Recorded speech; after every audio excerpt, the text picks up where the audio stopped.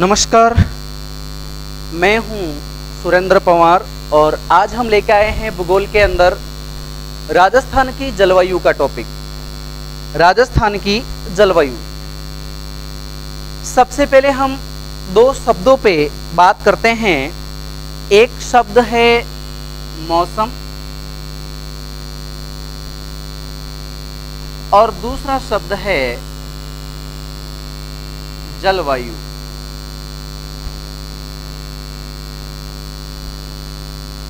Topic है हमारा राजस्थान की जलवायु। नंबर 1 पर हमने लिखा मौसम, नंबर 2 पर हमने लिखा है जलवायु।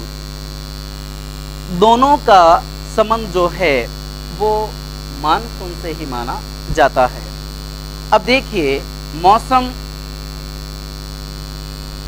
उस परिस्थिति को कहेंगे जिसके अंदर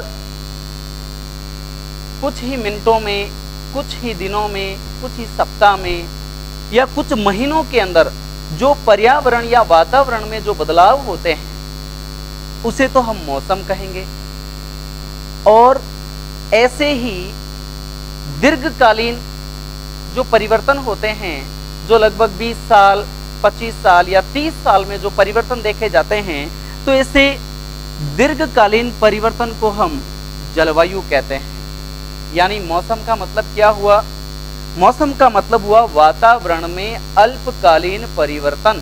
सीधी सीधी बात है, वातावरण में अल्पकालीन परिवर्तन क्या हो जाएगा? मौसम। और जलवायु क्या है? वातावरण में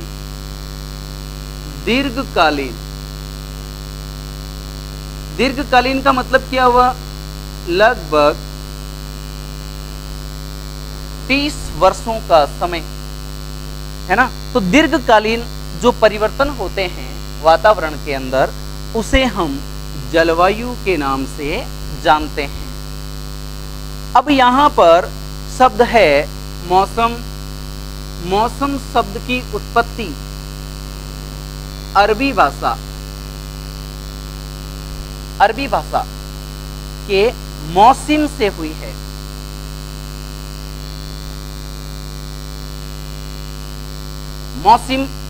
मौसिम से ही बना है मौसम, और मौसम से ही शब्द निकल करके आया है मानसून। तो याद रखिएगा, जो भारत के अंदर विदेशी अरबी यात्री आते थे वो मौसम को मौसिम के नाम से पुकारते थे, और उसी मौसिम से हमारे सामने शब्द निकल के आया है मानसून। तो मौसम या मौसिम किस भाषा का शब्द माना जाएगा? अरबी भाषा का शब्द माना जाएगा। अब चूंकि हमारा जो टॉपिक है वो है राजस्थान की जलवायु। तो राजस्थान की जो जलवायु है वो कैसी है? तो यहां पर आपको एक बात समझनी होगी कि जो जलवायु है उसके अंदर पहला प्रश्न यही आता है कि राजस्थान में औसत वर्षा कितनी है? राजस्थान की औसत वर्षा कितनी है राजस्थान के अंदर? तो राजस्थान की जो औसत वर्षा है वो है 57.70 सेंटीमीटर। 57.70 जो है वो सेंटीमीटर मानी जाती है। इसे आप राउंड फिगर में कह सकते हैं 58 सेंटीमीटर। राजस्थान की औसत वार्षिक वर्षा जो है वो मानी जाती है लगभग 58 सेंटीमीटर। एक तो ये प्रश्न ध्यान रखना है। एक प्रश्न आता है कि राजस्थान का औसत तापमान क्या है? तापमान क्या है? बिल्कुल बेसिक प्रश्न है। तो राजस्थान का औसत तापमान, मैं बात कर रहा हूं औसत तापमान, जो वार्षिक औसत तापमान है, वार्षिक औसत तापमान कितने डिग्री है? 38 डिग्री सेल्सियस। ध्यान रखिएगा, राजस्थान का वार्षिक औसत जो तापमान है वो है 38 डिग्री सेल्सियस। 38 degree Celsius. अब आप यहाँ पर दो बातों को समझ चुके हैं कि राजस्थान की औसत वार्षिक वर्षा क्या है और राजस्थान का औसत तापमान क्या है जो वार्षिक तापमान है। अब हम आगे बात करते हैं कि राजस्थान को जलवायु के आधार पर कितने भागों में बांटा गया है। जलवायु के आधार पर, जलवायु के आधार पर 5 भागों में बांटा गया है। राजस्थान को जलवायु के आधार पर 5 भागों में बांटा गया है। 5 भागों में बांटा गया है। सबसे पहला भाग कौन सा रहेगा? सबसे पहला भाग है शुष्क मरुस्थल। पहला भाग है शुष्क मरुस्थल। दूसरा भाग है अर्ध शुष्क मरुस्थल। अर्ध शुष्क मरुस्थल दूसरा भाग है अर्ध शुष्क मरुस्थल। फिर तीसरा भाग है उपाद्र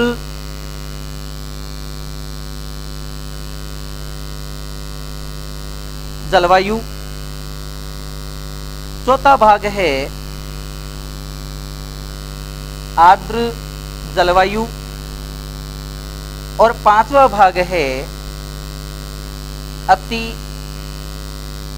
आर्द्र जलवायु।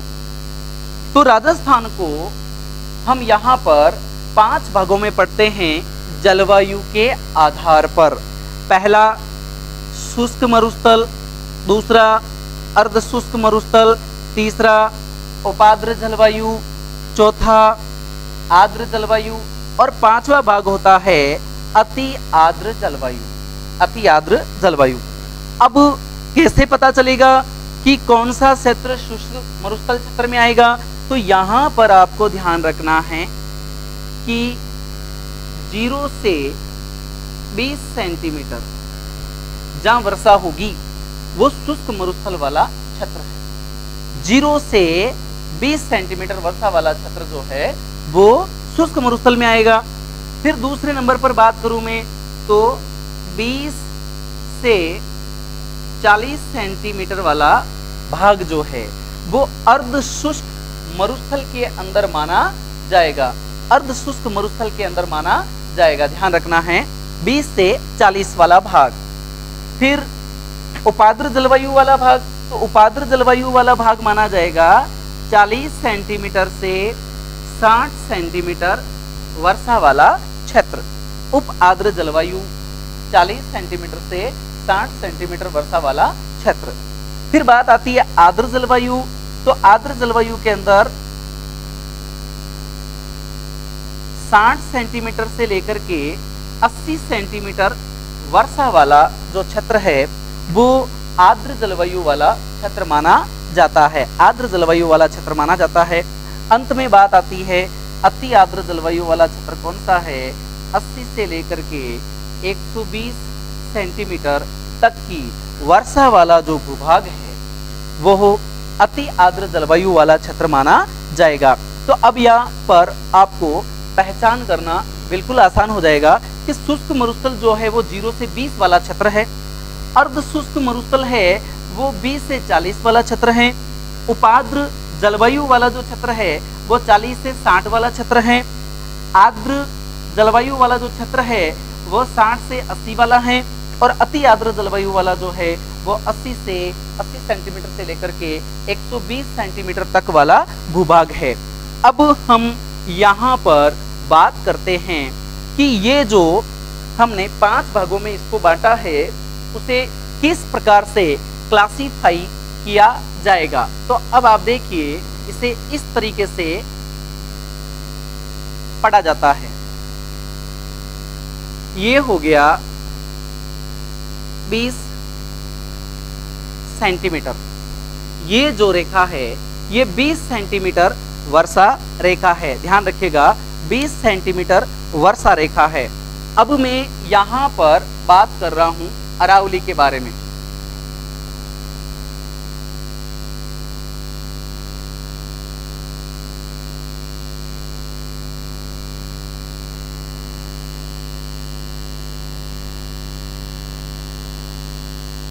इस प्रकार से अरावली पर्वतमाला राजस्थान के अंदर अवस्थित है। आप देखेंगे ये वाला जो क्षेत्र है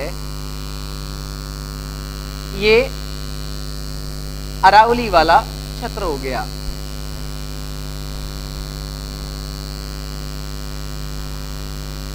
अब देखिए 20 सेंटीमीटर वाला जो इधर वाला क्षेत्र है इसको हमने यहां पर नाम दिया है शुष्क मरुस्थल।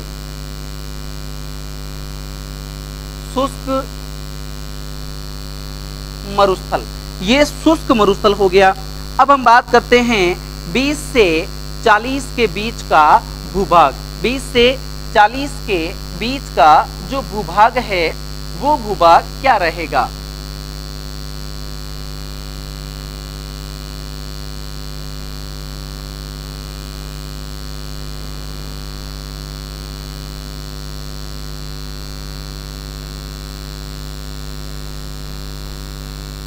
चालीस सेंटीमीटर वाला भूभाग है।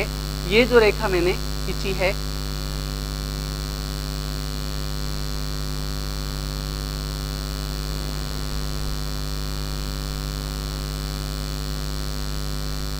ये ध्यान रखना है। अब यहां तक जो 20 से लेकर के 40 वाला जो भूभाग है वो अर्ध शुष्क मरुस्थल वाला भूभाग हो जाएगा। इसका मैं यहां पर नाम लिख देता हूं अर्ध शुष्क मरुस्थल वाला भूभाग। अर्ध शुष्क मरुस्थल वाला भूभाग जो है वो इसके अंदर माना जाएगा। यहां पर ये आपको ध्यान में रखना है। अब आगे हम बात करते हैं उपाद्र जलवायु वाला क्षेत्र। उपाद्र जलवायु वाला क्षेत्र, तो आप देखिए यहां पर जो लाइन है वो लगभग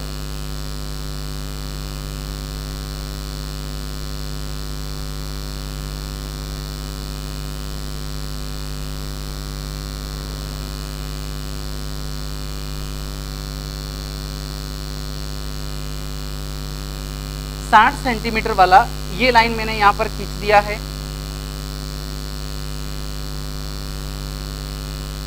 60 सेंटीमीटर वाला। अब देखिए एक लाइन में यहां पर और खींच रहा हूं, इसको मैं थोड़ा गाढ़ा बना दूंगा ताकि आपको बराबर समझ में आ जाएगी। ये अरावली के बीचों बीच से हैं, अरावली के बीचों बीच से है जो मैंने ये लाइन खींची है। इसको मैं थोड़ा डार्क कर देता हूं ताकि आपको समझ में आ जाएगा। इस प्रकार से ये हैं 50 सेंटीमीटर वर्षा रेखा। 50 सेंटीमीटर वर्षा रेखा के नाम से इसको जाना जाता है। आप देखेंगे 50 सेंटीमीटर वर्षा रेखा, ये 50 सेंटीमीटर वर्षा रेखा है। और यहां पर मरुस्थल के अंदर मैं एक रेखा खींच रहा हूं,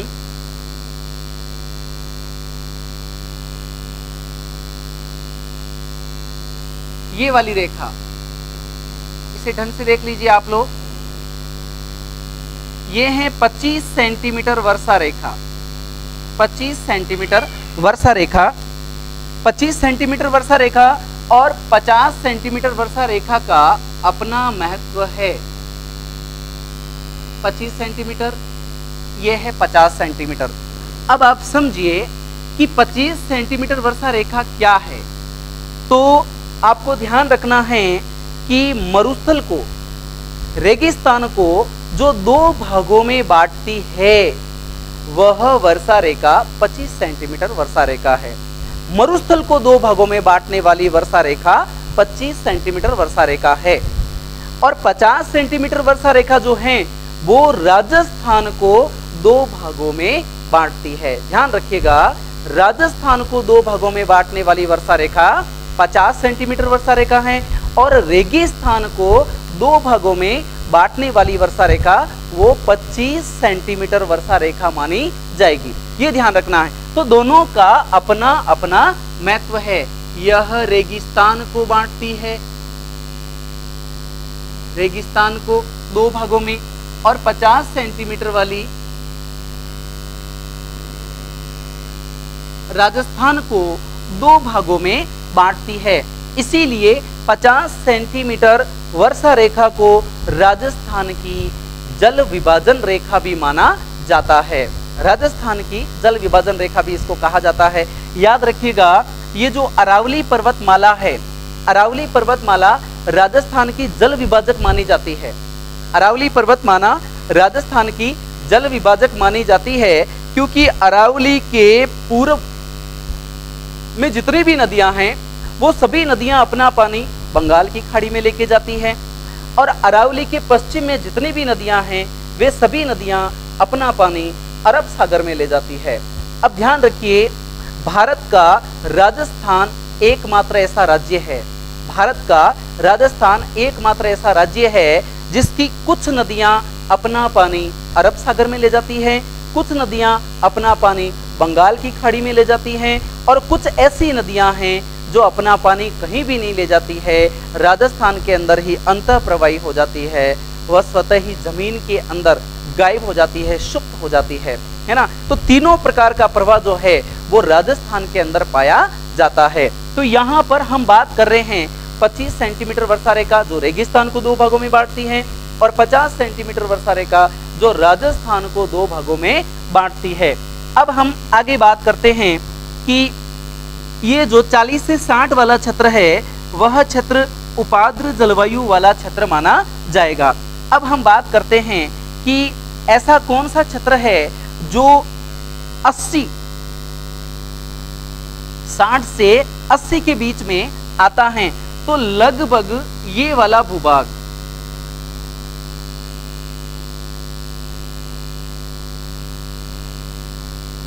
और एक ये सिरोही वाला क्षेत्र,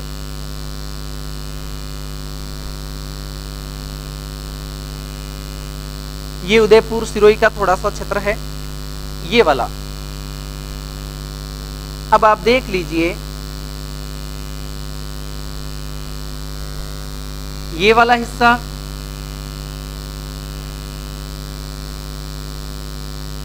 और ये जो हड़ौती वाला जो क्षेत्र है, ये वाला हिस्सा, ये राजस्थान के अंदर अधिक वर्षा वाले क्षेत्र माने जाते हैं। बाकी वाला ये जो क्षेत्र है, मैं बात करूं तो ये वाला पूरा का पूरा क्षेत्र जो है वो माना जाएगा 60 से लेकर के 80 वाला, 80 सेंटीमीटर, जिसको हमने आर्द्र नाम दिया है। और यहाँ पर 1, ये वाला 2, और ये वाला भूभाग 3। ध्यान रखिएगा, सिरोही और उदयपुर का कुछ क्षेत्र, और यहाँ पर ये दक्षिण राजस्थान का जो ये क्षेत्र है, और ये हाड़ौती वाला जो क्षेत्र है, इनको 80 सेंटीमीटर से 120 सेंटीमीटर के बीच वर्षा वाला माना जाता है, या इसमें इसको रखा जाता है। तो हमने बात करी है राजस्थान को जलवायु के आधार पर 5 भागों में बांट दिया। जलवायु के आधार पर 5 भागों में बांट दिया। पहला शुष्क मरुस्थल, जिसके अंदर वर्षा होती है 0 से 20 सेंटीमीटर। अब इसके बारे में हम चर्चा करते हैं।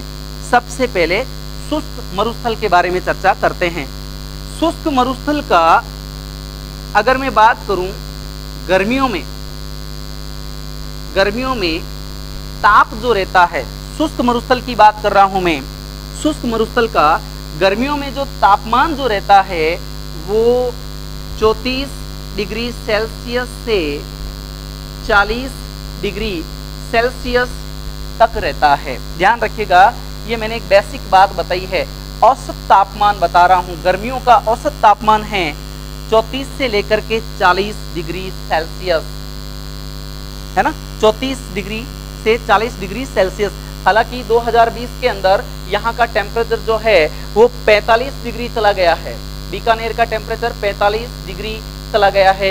है ना, जैसलमेर का तो उससे भी आगे निकल गया है। तो आप समझ सकते हैं कि यहाँ टेम्परेचर बहुत हाई रहता है, तापमान बहुत हाई रहता है। एक चीज तो ये ध्यान में रखनी है, हम बात कर रहे हैं शुष्क मरुस्थल के बारे में।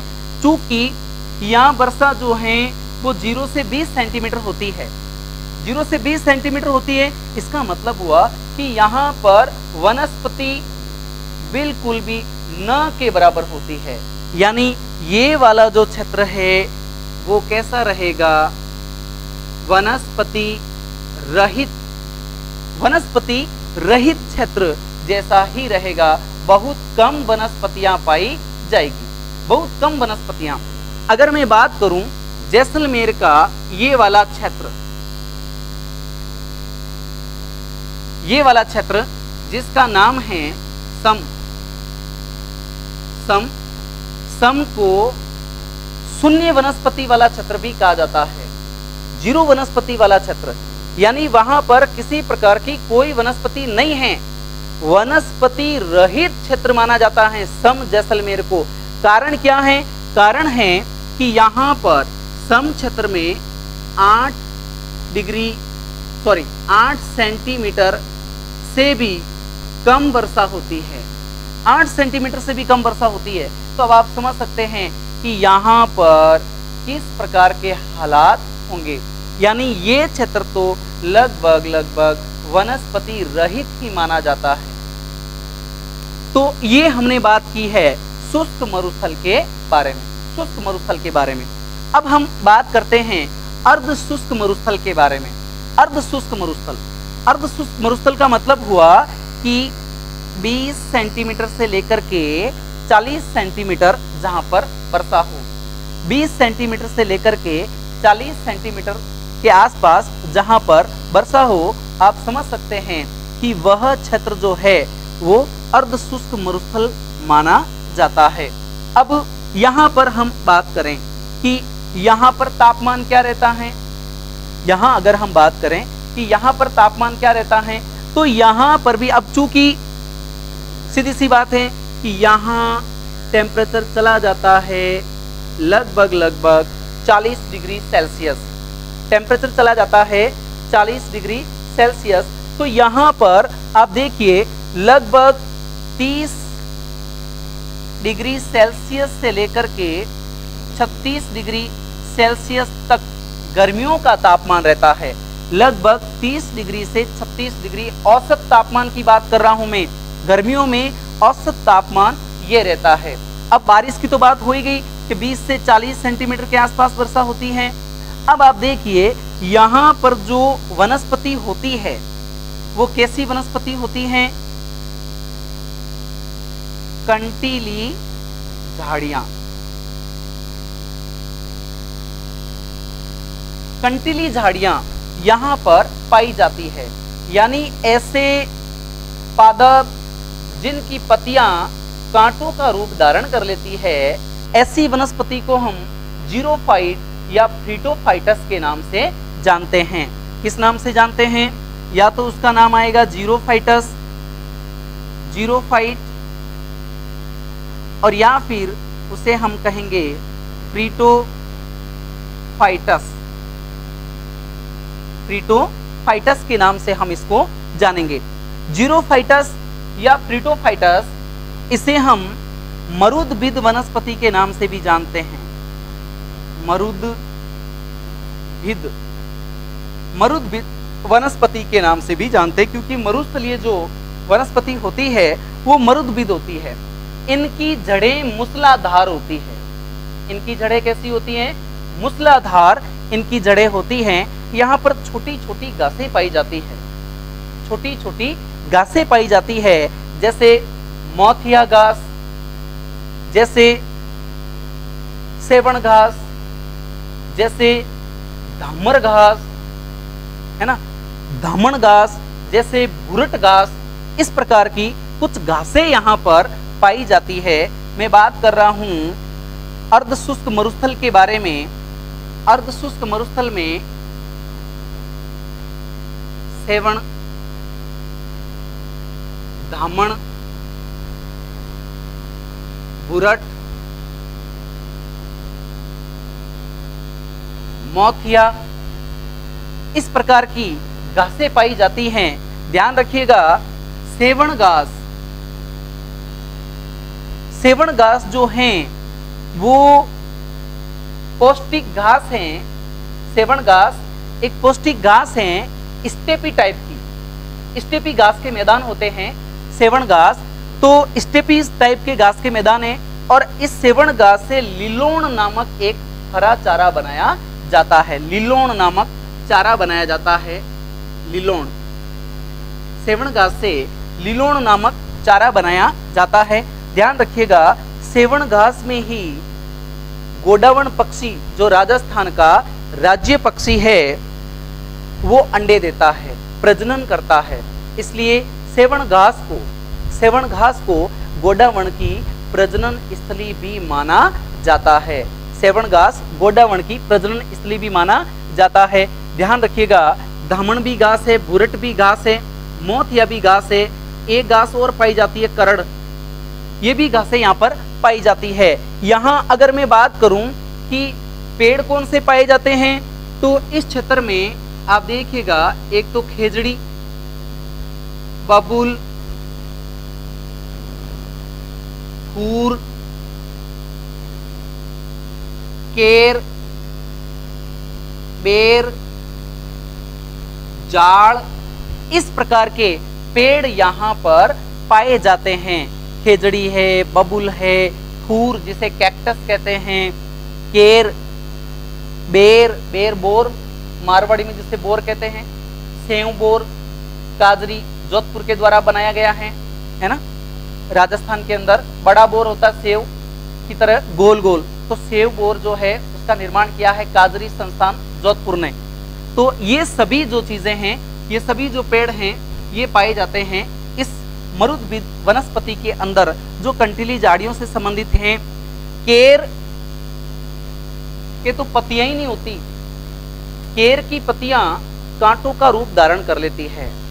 आप समझ सकते हैं, राजस्थान में केर जो है वो सूखी सब्जी के रूप में भी काम में लिया जाता है।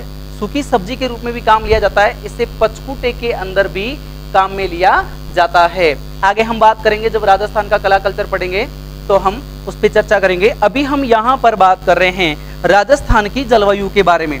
तो ये हमारे 3 क्षेत्र हो गए। आगे हम बात करते हैं उपाद्र जलवायु वाला क्षेत्र। 40 से 60 सेंटीमीटर वर्षा का जो क्षेत्र है, जिसे हम उपाद्र जलवायु वाला क्षेत्र कहते हैं। उपाद्र, अब आप देखिए कि अरावली जो क्षेत्र है पूरा का पूरा, अरावली जो क्षेत्र है ये लगभग उपाद्र जलवायु वाला क्षेत्र माना जाता है। अरावली का जो पहाड़ी जो पर्वतीय क्षेत्र है ये उपाद्र जलवायु क्षेत्र के अंदर ही माना जाता है। यहाँ पर अरावली क्षेत्र के अंदर ध्यान रखिएगा, जो पेड़ हैं या जो वनस्पति है वो सघन वनस्पति है। याद रखिए, मैं लिख देता हूं यहाँ पर, सघन वनस्पति हैं। और यहाँ जो वन है वो वन पतझड़ीय वन है। याद रखिए, अरावली क्षेत्र जो उपाद्र जलवायु की हम बात कर रहे हैं, अरावली क्षेत्र के अंदर सघन वनस्पति हैं और पतझड़ीय वन पाए जाते हैं। पतझड़ीय वन पाए जाते हैं। अरावली का ढाल, ये ध्यान रखना है, अरावली का ढाल जो है वो दोनों तरफ है। अगर बारिश इधर हुई तो पानी इधर चला जाएगा और अगर बारिश इधर हुई तो पानी इधर चला जाएगा। तो अरावली का ढाल एक तरफ नहीं है, अरावली का ढाल दोनों तरफ है। ध्यान रखिएगा। तो अरावली को राजस्थान की मुख्य जल विभाजक रेखा भी माना जाता है। अरावली को राजस्थान की मुख्य जल विभाजक भी माना जाता है। ये ध्यान रखना है, इस अरावली पर्वतमाला के पूरब में लगभग 20 जिले हैं। अरावली पर्वतमाला के पूरब में 20 जिले हैं और अरावली पर्वतमाला के पश्चिम में 13 जिले हैं। ध्यान रखना है आपको, अरावली के पश्चिम में 13 जिले हैं, अरावली के पूरब में जिलों की संख्या 20 है। अब एक चीज और बेसिक जो ध्यान में रखना है, चित्र देख के समझ में आ गया होगा कि अरावली से इधर का जो भूभाग है, क्षेत्रफल जो है बहुत बड़ा है, लगभग कितना क्षेत्रफल है, 61.11% भूभाग पश्चिम में, अरावली के पश्चिम में है, और बाकी जो बचा हुआ शेष भूभाग है वो अरावली के पूर्व में है। लेकिन ध्यान रखना, इधर क्षेत्रफल ज्यादा है, जनसंख्या कम है, और अरावली के पूर्व में क्षेत्रफल तो कम है लेकिन जनसंख्या ज्यादा है। जनसंख्या की बसावट की अगर मैं बात करूं तो वो अरावली के पूर्व में बहुत ज्यादा है। अब हम बात करते हैं चौथा बिंदु, आर्द्र जलवायु वाला क्षेत्र। आर्द्र जलवायु वाला क्षेत्र 60 सेंटीमीटर से 80 सेंटीमीटर वर्षा वाला जो क्षेत्र है वो माना जाता है आर्द्र जलवायु वाला क्षेत्र, माना जाता है आर्द्र जलवायु वाला क्षेत्र। ध्यान रखना है, 60 से 80 जहां वर्षा होगी वो आर्द्र जलवायु वाला क्षेत्र है। यहाँ पर भी कैसे वन पाए जाते हैं, पतझड़ीय वन पाए जाते हैं।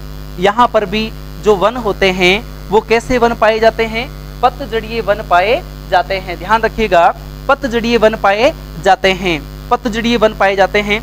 ये आर्द्र जो जलवायु वाला क्षेत्र है ये ज्यादातर मैदानी भाग है। पूर्व का जो मैदान है, राजस्थान के भौगोलिक आधार पर हमने 4 भाग किए थे, उसमें जो पूर्वी मैदानी प्रदेश हैं वो पूर्वी मैदानी प्रदेश लगभग इसके अंदर आता है। तो ये जो भूभाग हैं वो फसल उत्पादन के लिए हम यूं कह सकते हैं कि पैदावार के लिए बहुत ही बढ़िया माना जाता है, क्योंकि नदियों के बेसिन जो है वो यहाँ पर बहुत ही ज्यादा हैं। जब हमने पूर्वी मैदानी प्रदेश का क्लासिफिकेशन किया था तो हमने इसको 4 भागों में बांटा था, हमने इसको 4 भागों में बांटा था। तो चारों का चारों नदियों का बेसिन है, इसलिए हम ये कह सकते हैं कि ये पूरा भूभाग जो है वो उपजाऊ मिट्टियों वाला भूभाग है। और याद रहे, यहाँ पर आर्द्र जलवायु के अंदर वो 60 से लेकर के 80 सेंटीमीटर वर्षा है। अब हम बात करते हैं अति आर्द्र जलवायु वाला क्षेत्र। राजस्थान में 80 सेंटीमीटर से 120 सेंटीमीटर वाला जो भूभाग है, अब आप देखेंगे ये वाला क्षेत्र, सिरोही के अंदर माउंट आबू वाला क्षेत्र और उदयपुर का कुछ हिस्सा, यहाँ राजस्थान के दक्षिण में डूंगरपुर, बांसवाड़ा और थोड़ा सा प्रतापगढ़ का हिस्सा, और यहाँ झालावाड़, बारा, कोटा, ये जिले, ये सभी जिले आते हैं अति आर्द्र जलवायु वाले जिलों के अंदर। याद रखिएगा, ये सभी अति आर्द्र जिलों के अंदर आते हैं। यहाँ पर वर्षा का रेशियो रहता है वार्षिक 80 सेंटीमीटर से 120 सेंटीमीटर। अब याद रखिए, यहाँ पर वनस्पति कैसी पाई जाती है, सदाबहार वनस्पति पाई जाती है। कैसी वनस्पति पाई जाती है, सदाबहार वनस्पति, सदाबहार वनस्पति पाई जाती है। और यहाँ पर सवाना टाइप की घासें पाई जाती है। सवाना वनस्पति श्रेणी में हम रख सकते हैं सवाना, सवाना टाइप की वनस्पति अति आर्द्र वाले क्षेत्र में पाई जाती है। ध्यान रखिएगा, सदाबहार वनस्पति। प्रश्न भी आता है कि राजस्थान के अंदर सर्वाधिक सदाबहार वन कहाँ पाए जाते हैं, तो आपको ध्यान रखना है, सिरोही के अंदर माउंट आबू के आसपास का जो पूरा का पूरा वनस्पति है, लगभग 32 वर्ग किलोमीटर का जो क्षेत्र है, वहां पर उष्णकटिबंधीय सदाबहार वनस्पति पाई जाती है। ये ध्यान रखना है। तो यहाँ पर हमने बात करी कि यहाँ पर सदाबहार वनस्पति पाई जाती है और सागवान टाइप के वन पाए जाते हैं। कैसे वन पाए जाते हैं, सागवान, सागवान जो वन हैं वो राजस्थान के दक्षिण में पाए जाते हैं। ये ध्यान रखना है, सागवान टाइप के वन भी यहाँ पर पाए जाते हैं। तो ये तो हमने बात करी है कि राजस्थान को जलवायु के आधार पर कितने भागों में बांटा, और उस जलवायु के आधार पर जो 5 बिंदु बनाए, उन 5 बिंदुओं की खास खास मुख्य विशेषताएं क्या हैं। तो इस प्रकार से आपने इस मानचित्र के द्वारा राजस्थान के जलवायु प्रदेशों के बारे में पढ़ा है। आप इस वीडियो को बहुत अच्छे तरीके से देखिए और जब आप इसे एक दो बार देखेंगे तो आपको तमाम चीजें बहुत ही अच्छे तरीके से समझ में आ जाएगी।